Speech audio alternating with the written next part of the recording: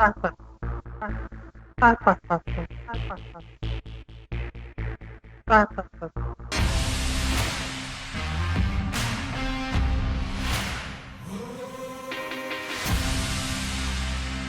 everyone? Welcome back. This is the Mac Coast to Coast Show. Don't forget to hit that like button and subscribe so you know when we go live. Here's your host, Brian McLemara. Mac Coast to Coast. Hey, Mac Coasters. Welcome to another episode of the best show on the internet. It's the Mac Coast to Coast Show. And I'm here with my cowboys, my hombres, my cheeky others. It's Razzle. Hey, what's up, people? We tried to make one for you last week, but he tried to make some chicken salad out of some chicken. Boop! I guess it didn't work out. And T-Mac. What's up, everybody? Welcome to the Mac Coast to Coast Show, man. I'm over here in Hawaii, and things are opening up. Brought Governor Ige and opened the door for all the people to come over here. Nice. You know what I mean? He finally, said, come to Hawaii. It was closed down for how long now? We're finally getting back to normal. We got tourists everywhere. All the locals are tripping because there's a bunch of tourists running around now acting nuts, but it's great to be back open. And welcome Release to the show. The howlies.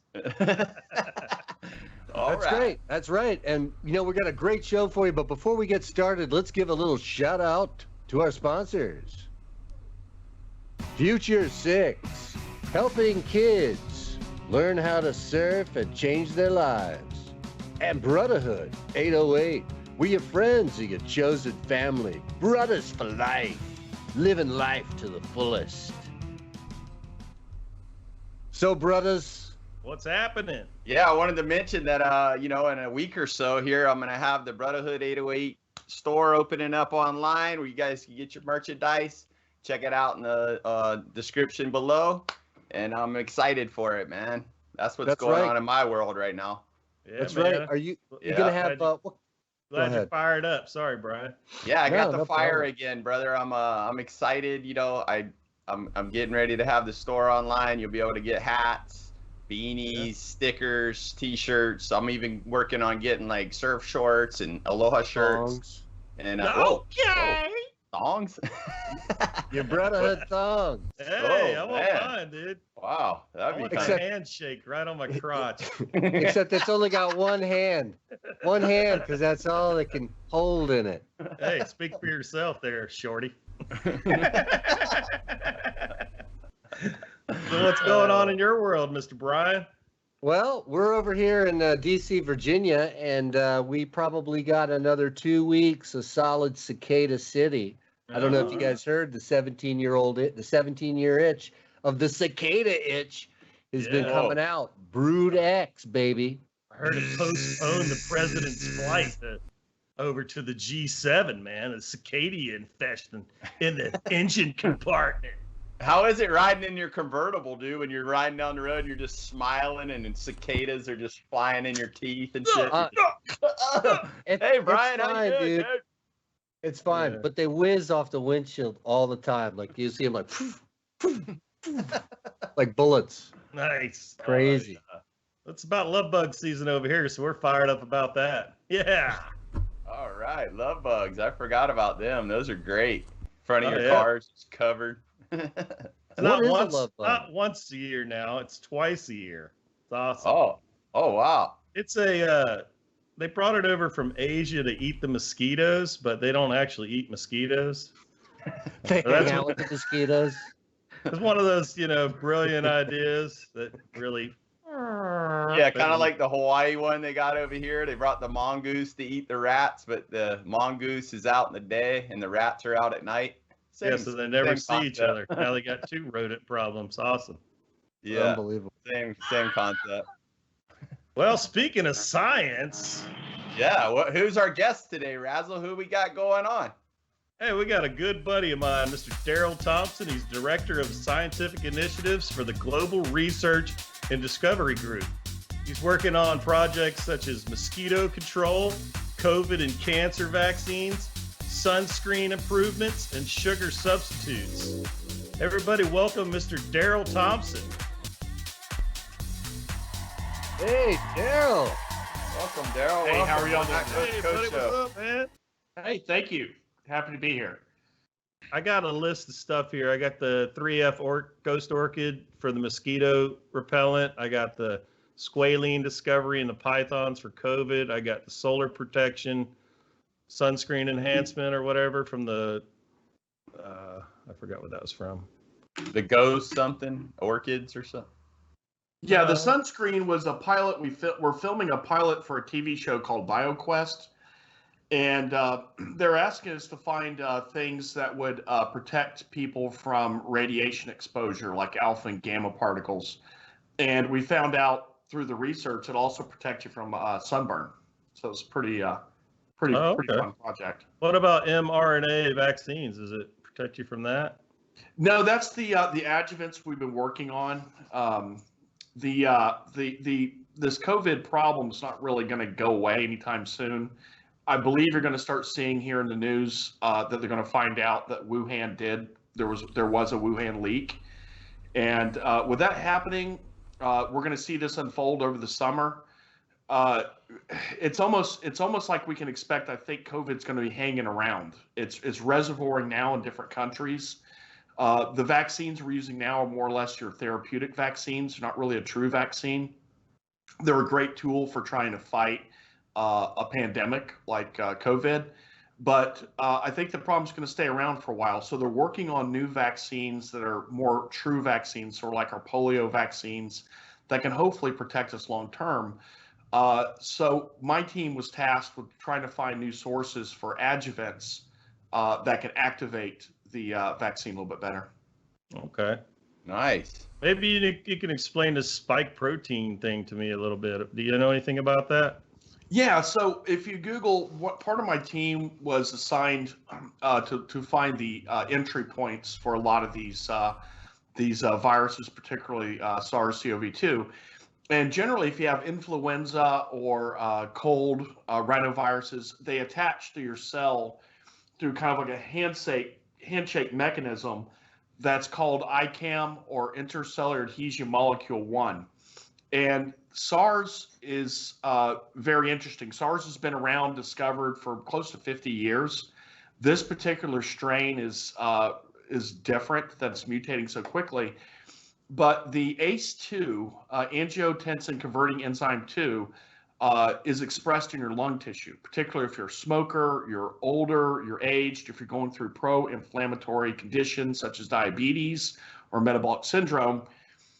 This ACE2 is expressed in higher regards. And so it's a different entry point, that there's a spike protein on the ACE2 receptor that this COVID's exploiting for entry. Okay, so that's why a lot of people that have pre-existing conditions or the elderly are having more problems with it.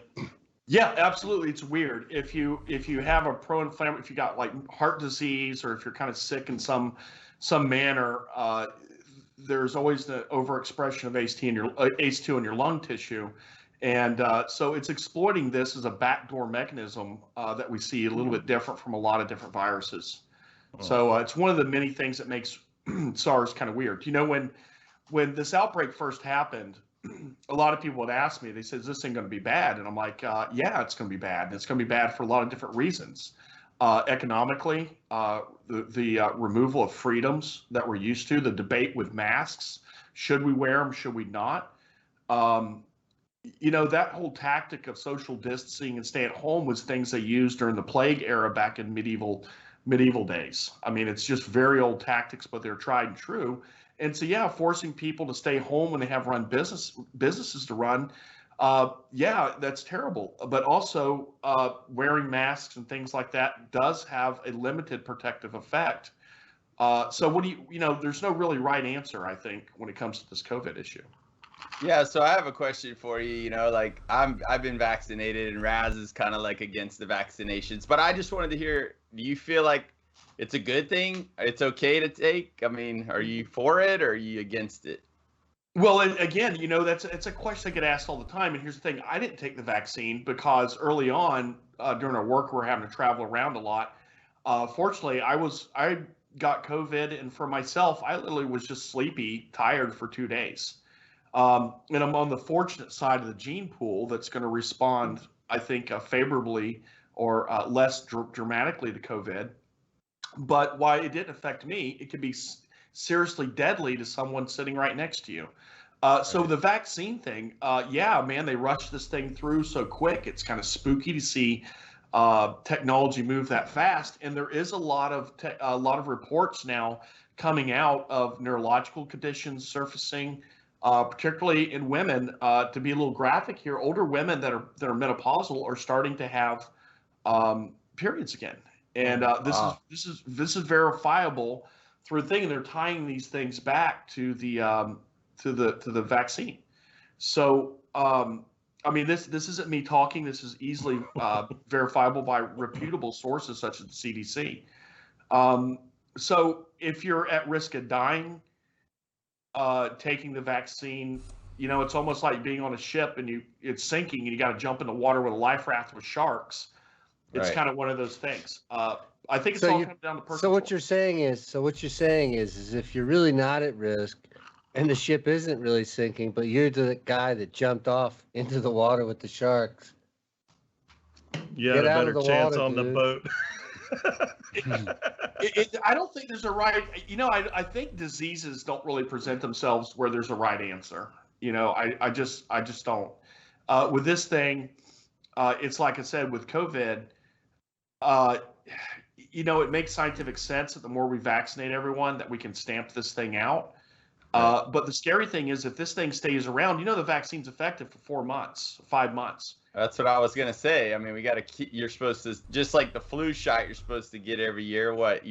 They're acting like you get one shot and you're good, or 2-shot series and you're good. But that's not the truth. I would think it would wear off eventually, I just trip out on how they've scared the living hell out of everybody with this thing, So everybody's like, people that are, they got PSD or whatever you call it, post-traumatic disorder, like tripping out on. They've scared everybody to death with this stuff, man. I mean, with the news and the media, Yeah, and the thing is what the most people aren't considering is the fact the amount of money the government has spent to create the vaccines. We can't do that every year. I mean, there's no way we can shut everything down and force people to take vaccines that the governments are spending money on. It's just a lot of money. Right. And so they've got to find new and better solutions to find this. And that's some of the work that we do. I mean, we're published along the University of Florida, in which we made a discovery in which things like Benadryl, antihistamines, are very effective at preventing or prophylactic effects at COVID. There's a lot of research left to do on this, but we're looking to try to find anything else that's laying around the house that will try to fight this disease. Wow, that's awesome, man. I love what you're doing, man. That's really cool to meet you, man. I mean, interesting. Kind of brings us to our, part about your research that you're doing down in the Everglades with the squalene and the pythons that you've discovered. Tell us a little bit more about that. Yeah, man. A lot of my direction, the Colonel Bill Lowry, who was the Armed Forces Medical Intelligence Center, and Dr. Roscoe Moore was our former Assistant Surgeon General of the United States, formed my team. They went out and created. They went out and found a lot of the people that could really think out of the box and put us all together into a research team. They gave us resources. We can work with the Biosafety 4 facilities that you see that are these big, the big ones you see when everybody in spacesuits handling monkeys, that they're going to do zombie outbreaks and stuff. So we get to do a lot of cool work and we get to push a lot of initiatives forward. And the problem with the vaccine is a lot of people don't realize the vaccine comes in 2 parts. There's the adjuvant and there's the antigen.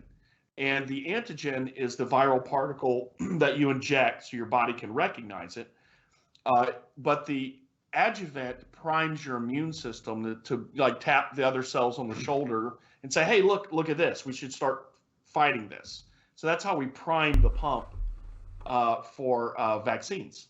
So that's why they have 2 shots. Is that right? Or is that not correct? No, you get the 2 chemicals are in 1 shot together. Then you got to get another shot behind it to reinforce the effect. Got it. So what is the python? What is this ingredient that you're getting from the pythons or whatever Raz is talking about? What is that all about? Yeah, it's called squalene, and I have some right here. It's kind of like a cool little oil. Looks like olive oil. Wow. And the squalene, squalus means shark.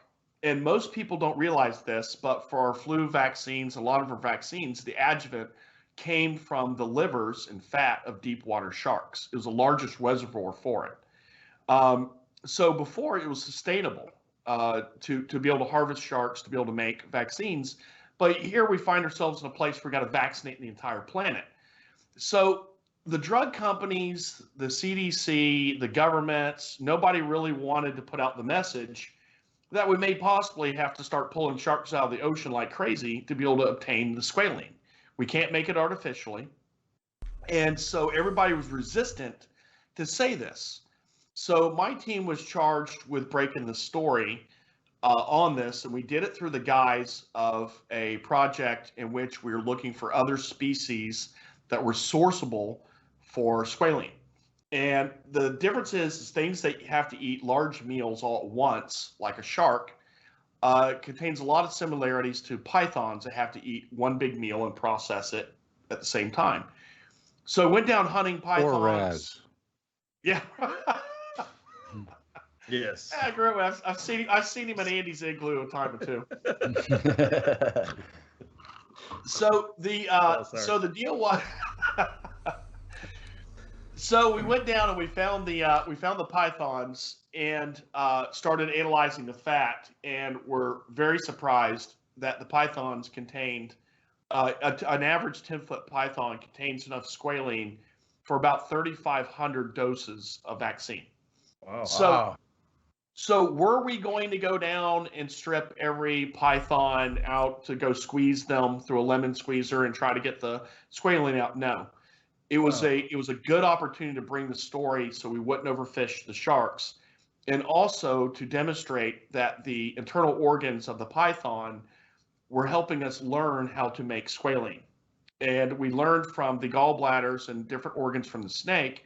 By working backwards, we're able to profile the enzymes and be able to determine a method for manufacturing squalene artificially, which is what we're doing now. We actually have that in process with the UK team. Wow. Wow, that's incredible. So you're kind of killing 2 birds with 1 stone with the python population exploding in the Everglades as well. Right. And that was the point. You know, the point was they'll use us because we're somewhat indispensable to be able to tell stories that we should, that brings a lot of attention to issues. And we're, that are like trying to save species such as sharks, but we can use an invasive species to our benefit. We can hunt them and learn from them without causing any damage to the ecosystem. As a matter of fact, actually helping the ecosystem, and learning how to make the squalene, and almost sending the message out to scientists around the world that they should be looking for these processes as well. So we're trying to educate the other scientists, learn how to make squalene. That's awesome, Daryl, man. That's cool, man. So I know the population down there of the pythons is out of control, right? I mean, I watch the shows and see how they're just taking over the Everglades, right? And they're going to mess up the natural and the birds that are they're in Florida decimating the small mammal population. Yeah, dude, it's so weird. Raz, I know you're going to go down there in the fall. You got to go. And the deal is we have all these cool vehicles we can take to the glades.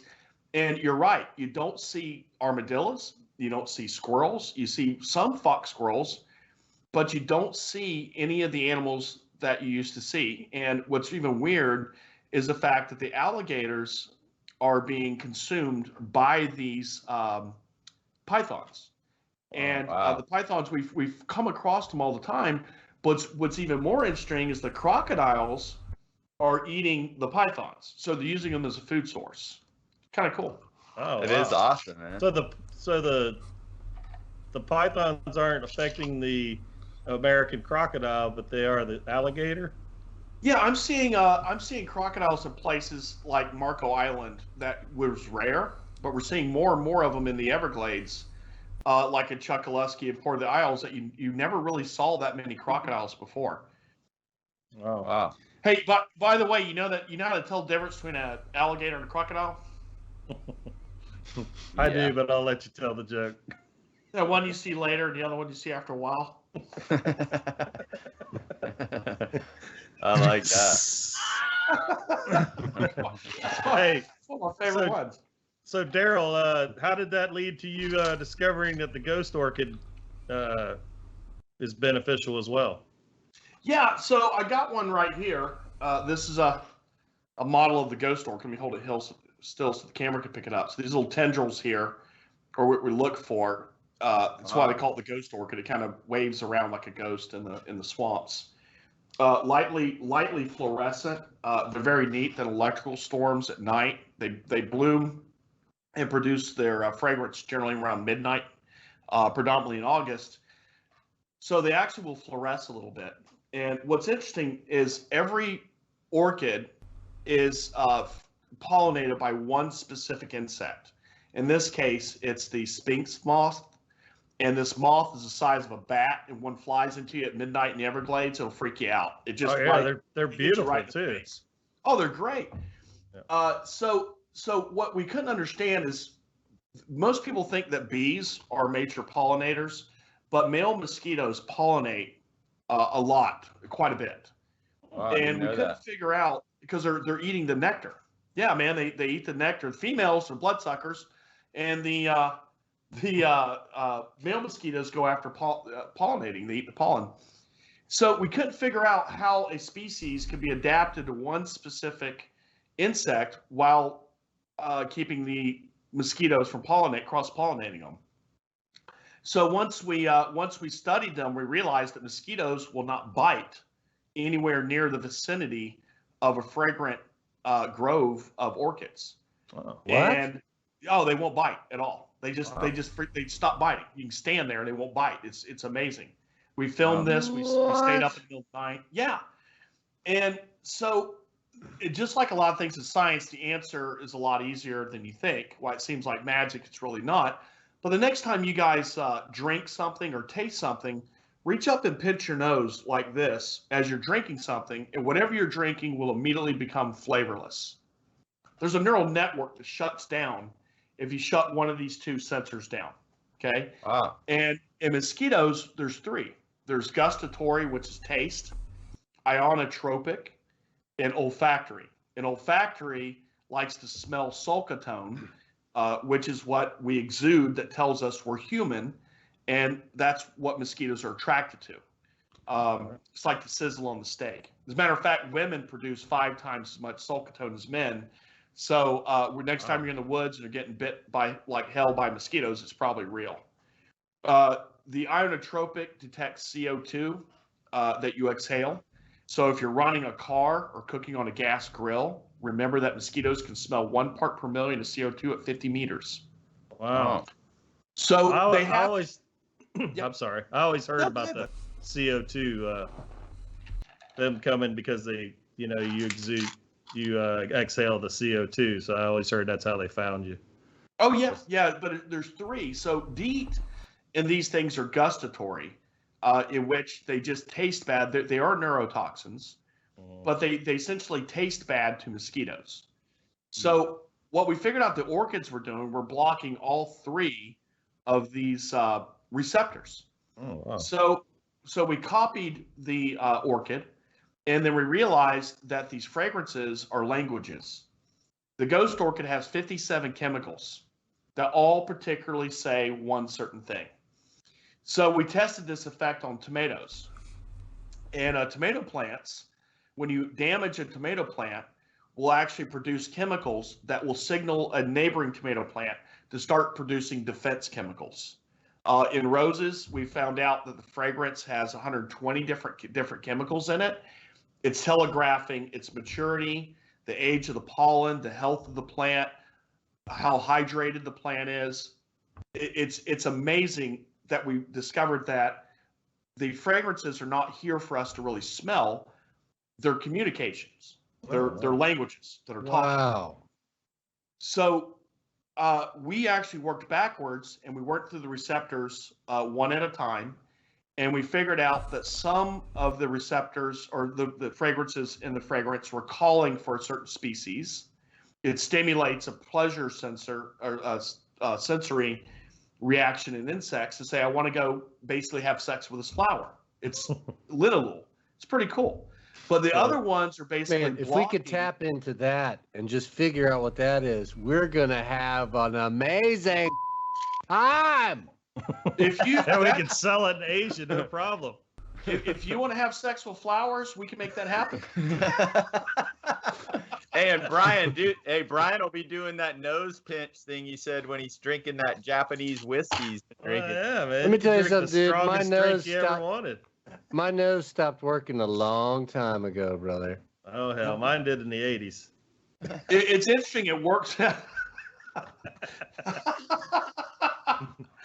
Say hello to my little friend. That's a whole nother. That's a whole show. We could have another show on that, but that's another podcast. It's interesting that if you eat too much hot peppers, if you reach up and pinch your nose, same thing will happen. It'll dunce the receptors from being activated in your mouth, so you can't taste either things that taste bad or things that are hot. You can actually deactivate it. And so there's a little neural network that it all has to connect to. And if you inhibit several key pathways, it shuts the whole thing down. So we actually adapted this into a rebuilt fragrance. We identified all the chemicals from 300 orchids around the world. We worked with a Camilla Corporation, had surveys completed, and we found a conservation against all those chemicals. It seems like nature likes to make her biscuits the same way, no matter where she is.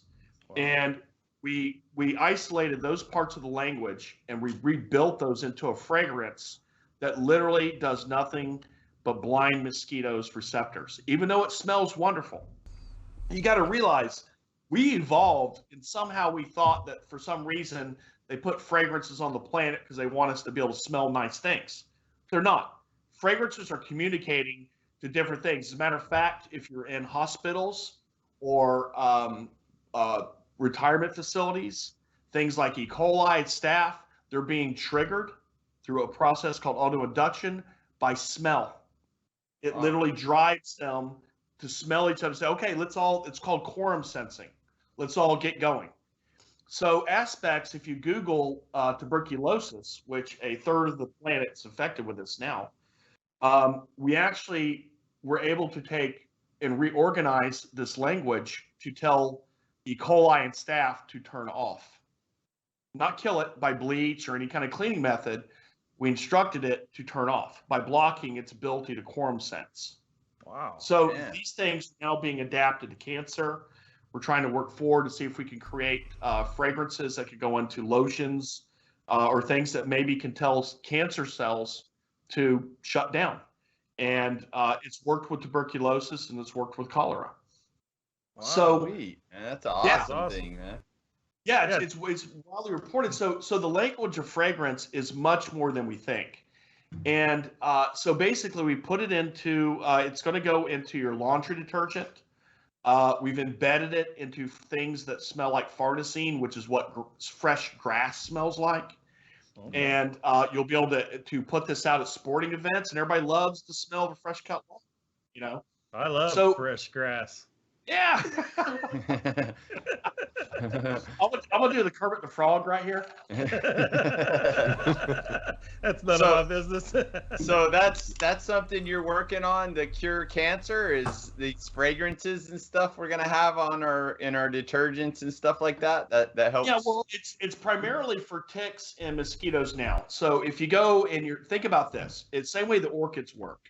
We're just adapting. It's not we're that smart. We're just smart enough to learn what nature's doing. And if we adapt this, you wear it in your laundry detergent, your shampoo. It's embedded into soaps. We can make over 1,500 independent smells with these same chemicals by rearranging them. Just the same way you can keep rearranging chemicals or alcohols to make different drinks. Wow. So if we embed these in our shampoos, we can use as humans quorum sensing. So if I'm wearing a shirt that's washed in laundry detergent and you've got a shampoo, except for Raz body cream on the head grinder. Yeah. I got some chest I hair. can't joke. I'm halfway there. So, but if we do that as humans, we can adapt this for quorum sensing to where mosquitoes cannot even determine whether or not we're prey. That's why they don't bite. They just don't even know your food. I forgot to tell Tim and Brian because I don't see him taking notes. There's a test at the end of this. Oh yeah, I've yeah. I'm not. Am I getting too? Am I getting too Oh nerdy? look, Brian's gone. He's No, done. Brian He's went to go over. get his notebook. I think. Yeah, there you go. Listen, if I'm getting too nerdy, you got to tell me to lay it off. No, dude, I this is love it, man. great. This is great stuff. My mind is blown. I'm seriously sitting here thinking about it, like fragrances and You're still smells. thinking of mating with a flower, aren't you? There's just another form of like DNA, right? Like Dude. it's engineering it like on the most microscopic level. It's insane. You could, Bro. Yeah, you know, Daryl, you might be one of the smartest dudes I've ever met, man. Unbelievable.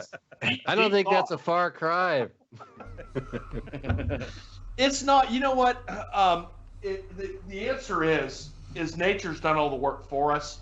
And I hate when people say things are natural, it's good for you. And I remind them that cyanide is natural. You know, kill you dead with a doornail. So, however, nature keeps us around as long as we're useful. And it does do a lot of things that we can adapt, such as our use of things like penicillin, antibiotics. What we forgot is that nature always overcomes every defense mechanism that's there. So when we started using antibiotics, we isolated only one chemical out. And we didn't take a look at the fact that these bugs, like E. coli, will learn to make defenses or augment the defenses that are already built there. And this is called beta-lactamase. So when you use an antibiotic like we've been using, nature tries to create the E. coli will create a side defense, which is creating beta-lactamase, which actually encapsulates the antibiotic and makes it useless. What we're pioneering now is things we found going back in the Everglades. We found out that nature had solved this already, that they built chaperone molecules that went along with the antibiotics that deactivate beta-lactamase. It's been warfare for 3.4 billion years on this planet. And there's no way a scientist is going to sit in an office and use a computer and outcompete that math. That's kind of If like we the learn to superbugs, adapt. like, go ahead. No, go ahead, buddy. That's kind of like the superbugs, like MRSA and stuff like that, how they've formed. Yeah. We sent them to the gym. All we did was use one antibiotic or a combination of antibiotics that use the same mechanism. All we did was send them to the gym. You remember that movie Conan the Barbarian when the dude was walking around the wheel, getting bigger? Yeah. That's all this was. So what we have to do is we have to take away the wheel. And by doing that, we're now identifying things that can inhibit the formation of beta-lactamase. I didn't create it. We just discovered it already existing in a lot of these fungi already. Wow. Cool. Man. Very interesting, man. Yeah, and you've Seriously. also come up with lactose sugar or sugar substitute that's better for you or something. Yeah, that was up at Harvard, and one of the pandemics they asked me to defeat was the growing incidence of diabetes. And what's interesting, if you look at the 1900s, there's a little chart that shows sugar consumption. I mean, we barely consumed a pound a year of sugar, and then it just goes skyrocketing like this, like to 25 pounds a year.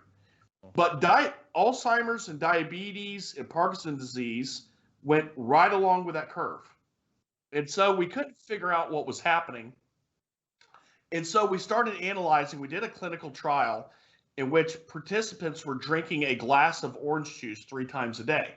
It's got 30 grams of sugar. Coca-Cola has roughly 30 grams of sugar. Wow. So we split the 2 groups up and monitored them for 13 weeks. The groups drinking orange juice, literally A1C levels, they lost weight, and half were taken off metformin. These are pre-metabolic, metabolic syndrome patients. The ones that were drinking cola, conditions worse, gained weight, all that kind of stuff. So we couldn't figure out, they still contained sugar, same amount roughly. So we kept working backwards, and we found out that things that are berries, which humans are evolved to consume, people don't realize this, but we're giant seed spreaders. The reason there's a berry is an orange, a banana is a berry. All these things that had a lot of sugar are berries, cranberries, grapes, you name it. So the idea is you eat these, and then you run off somewhere, and you go poop, and you drop the seed. That's what we're here for. That's why seed-bearing plants survived, and that's why they got bigger and started producing more seeds, more sugar with their seeds. As a matter of fact, in Florida, we had tree sloths and galoptodonts. There were armadillos the size of Volkswagen bugs and 20-foot sloths. You know what they ate? Avocados and mangoes. You ever seen those seeds? Yeah. Okay. It takes a 20-foot animal has to be that big to spread one of those seeds. All right.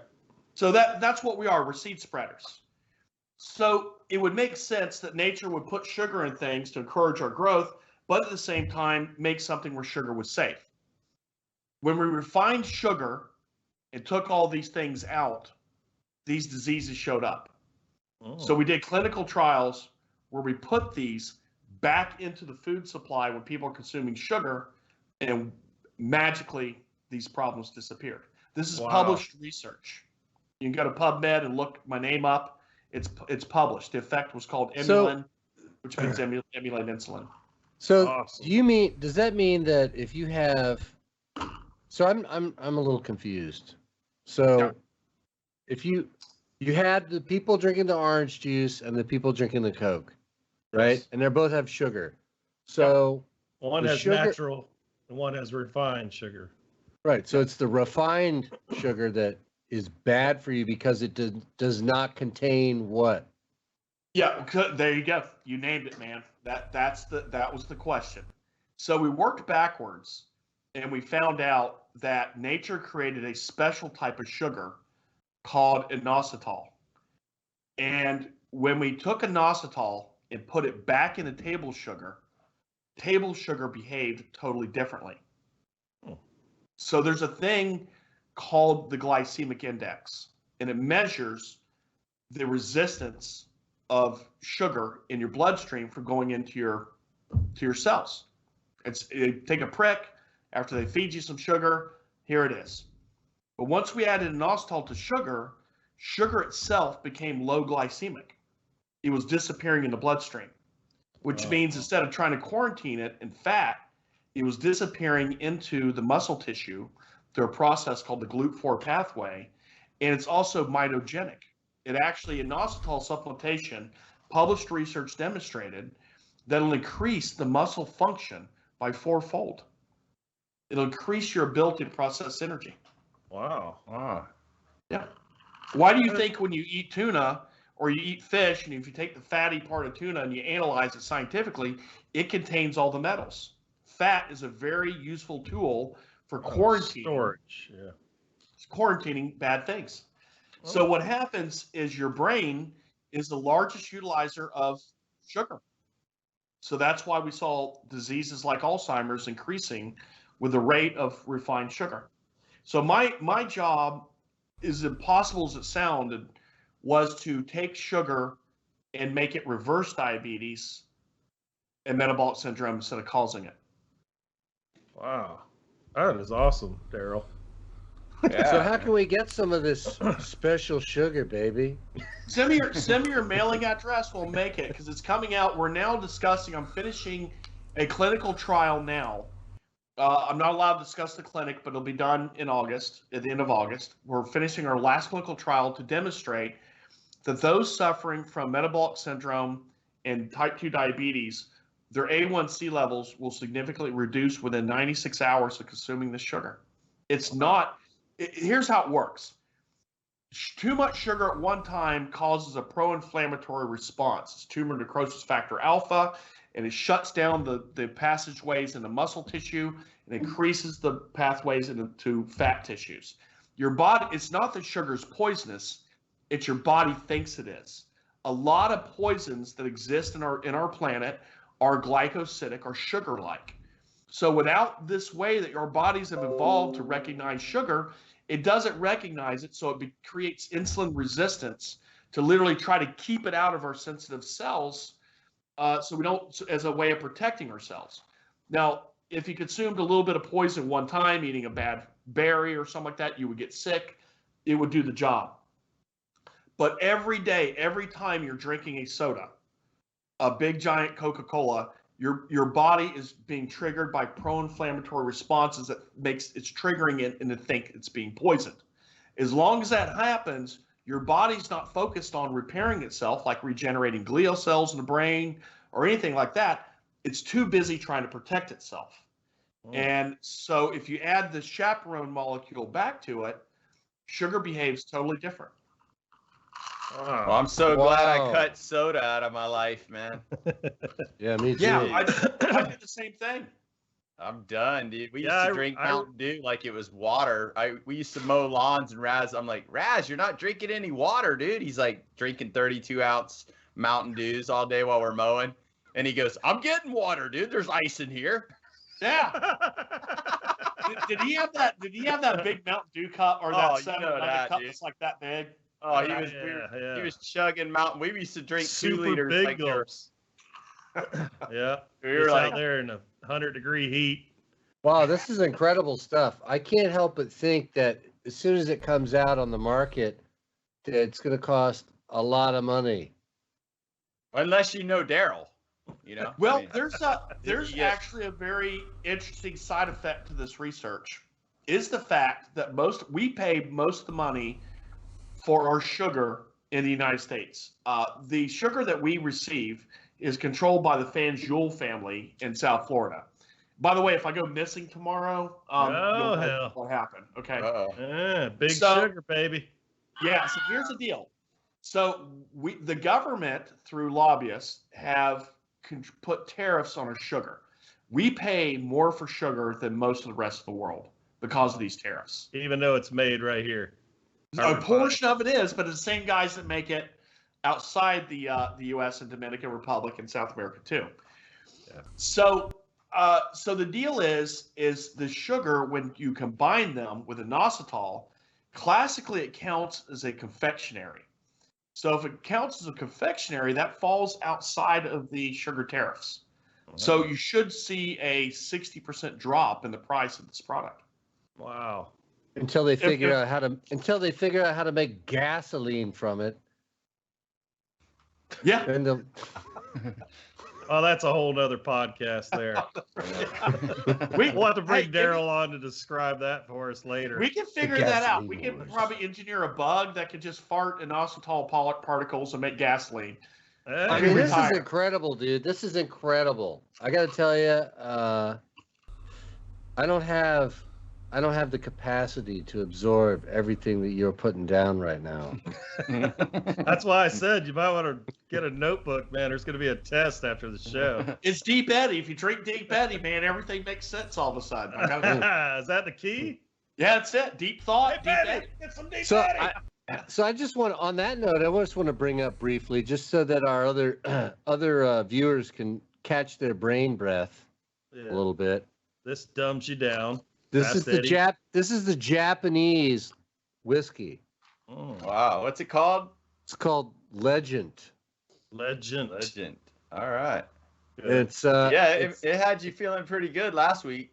Yeah. Well, I'm a big bourbon whiskey guy, so that stuff always has me feeling good. But well, Daryl's giving you this guy's coming up with all the solutions. He's got the proper whiskey for you to drink. Well, if I was going to pour that for a girl, I have to make it sound fancy. I'd have to say it's legend. I have to go French with it. You know? Oh, that's legit. Legend. I like that. Legend. Hey, so what's it taste like? Oh, it tastes really good, actually. It tastes like sake that was soaked in bourbon. No, it tastes like regular whiskey bourbon. I drink a lot of different stuff. My favorite bourbon is, believe it or not, is Bullet. It's some people might call me a clown or a heathen. They call it bottom of the barrel. No, it's not the bottom of the barrel. It's actually pretty good stuff. Just playing, man. Take it easy. I hear you. I hear you. I'm trying to. Grady Judd said it wasn't allowed to drink brown liquor anymore. So. Oh, hell. Well, if Grady says it, then you can't do it. Well, hell, man, I should have applied for that job, man, when you posted it on Facebook that one time, man. It sounds like I would have had a lot more excitement working with you. I got to tell you, man, this stuff, especially everything you see, Raz, every day in the emergency rooms and hospitals, it's those kinds, they always say that necessity is the mother of invention. It's those kind of things. And it's like I said, I'd love to be able to invite y'all down to go to the Everglades for a tour where we have all the vehicles and everything. There's so much laying around down there that could be used to save lives. It's incredible. It's just very cool. Well, nature provides, man. Well, it sounds like Raz needs to get down there and get him his GoPro and his little DG Junior drone and go down and get some footage for the Matt Coast to Coast show. I think we should do a Matt Coast to Coast live down there. That'd be Dude, sick. I'm stoked. Catch You're a python. gonna be on a TV show. Are you gonna be like the regular guy on that show? For BioQuest, yeah, it's a toss-up between the Guardians of the Everglades, Dusty Crum, who filmed that show for Discovery Channel. Him and I partnered. There's only so much they were doing with snakes. So we decided that he's an excellent guide in the Everglades. He knows activists who had the opportunity to meet Betty Osceola, one of the last of the Osceolas. Wow. She's great. And so we decided to form a team to take that knowledge between Dusty, myself, and her, and to combine that knowledge into a drug discovery effort. And so BioQuest is us just running around through the Everglades. It'll be expanded probably to Cuba, to a lot of different places to try to take indigenous knowledge and translate it into drug discovery. And I've done this for a long time, 15 years. And I'm more of what you would call a bioprospector in some regards, that they send me out there we just go find stuff. And the one thing I found out at Harvard, I met the Prime Minister of Nigeria. Oh. In the 70s and the 80s, the governments came in, or pharmaceutical companies come in, and they would use local knowledge to make discoveries. And then they would literally just leave and never make any returns. And so I want to work with Harvard, Dr. Will Ingwa and Roscoe Hells, who chairs the Confederacy for Africa, to go back to make new discoveries, to patent those drugs, but to give returns back to those countries and see if we can find a way to build sustainable wealth in a lot of these indigenous societies. Wow. All my travels, I've learned that I've had to spend a lot of time to be friends with people in Suriname. They have what they call OBs in the Caribbean, medicine men, if you will, medicine women. The knowledge they contain takes hundreds of years to figure out what plant will kill you and what plant will survive.